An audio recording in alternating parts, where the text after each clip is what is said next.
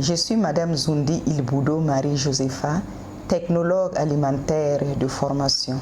Je suis directrice générale de GRL SARL.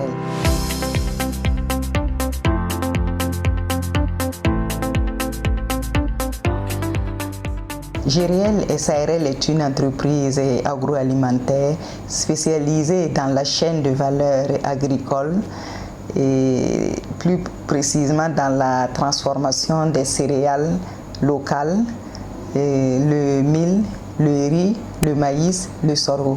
Les légumineuses telles que le soja, l'arachide, les produits forestiers non ligneux tels que la poudre de baobab ou communément appelée pain de singe, et également aussi le néré. Je travaille aussi sur les tubercules tels que le souchet, communément appelé pois sucré.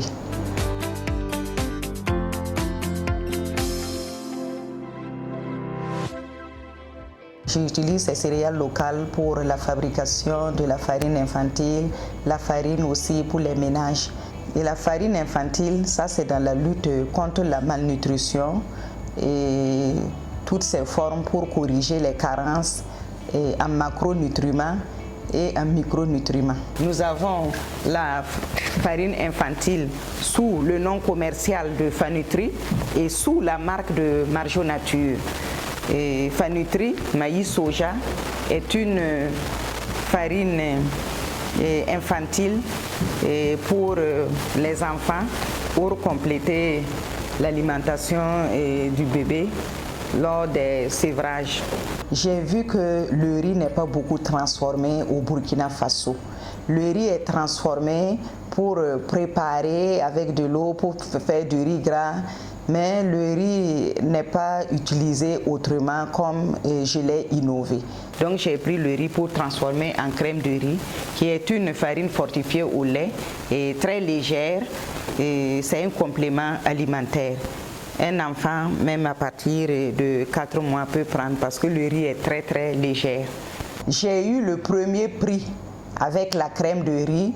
Les gens se sont bien intéressés. À l'époque, c'était la forme liquide que je faisais, qui a eu un succès au CIAO, au Salon international de l'artisanat de Ouagadougou. Ça, c'est le riz local du Burkina fortifié. Riz local complet au curcuma et au cumin. Et là, ça c'est le riz basmati au cumin et au curcuma. Et tous les deux, les diabétiques peuvent prendre parce que c'est un riz sans amidon, c'est étuvé, également fortifié au cumin et au curcuma. On a la farine de riz. C'est une farine que beaucoup de femmes aiment. Et il peut être utilisé pour faire la bouillie, pour la diarrhée des enfants. Également, il y a certaines femmes aussi qui utilisent pour faire des masques de visage.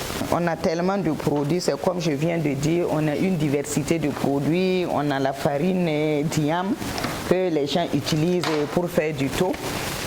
C'est la farine d'iam simplement qu'on utilise pour faire du thon. Donc on a tellement de produits, on ne peut pas en finir. Et souvent, les gens viennent nous voir pour des formulations. On essaie de faire des formulations pour certaines personnes. En tant que technologue alimentaire de formation, j'ai innové pas mal de produits pour la santé publique de la population burkinabé.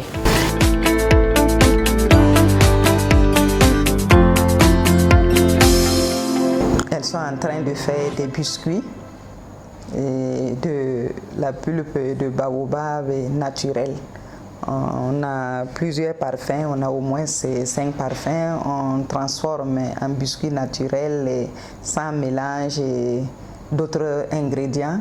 Également aussi, on le fait avec de la manne fraîche, on le fait avec du gingembre frais, on le fait également avec du moringa. On a plusieurs présentations.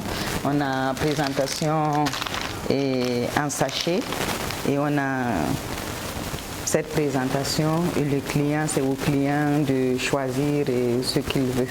Donc en quelque sorte, les biscuits de pain de singe, on a 5 parfums. Et également aussi, ils sont en train de torréfier le petit mil et pour le pré-traitement de la farine infantile. C'est farine à cuire que je produis.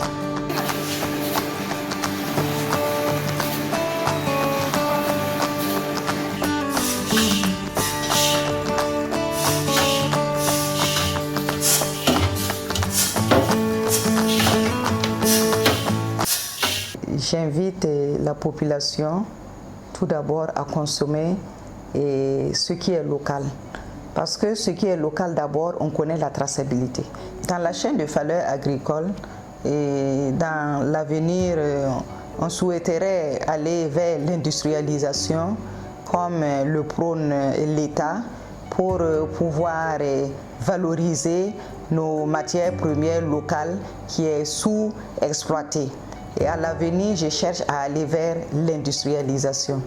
Donc, j'appelle les décideurs, les bailleurs de fonds, de nous appuyer et les institutions financières sur le plan technique et sur le plan financier et pour m'aider à aller vers l'industrialisation et pouvoir répondre souvent aussi à une demande qui est forte. Souvent, la demande est forte, mais compte tenu que l'équipement qu'on a ne répond pas, souvent on ne peut pas répondre à cette demande souvent très forte.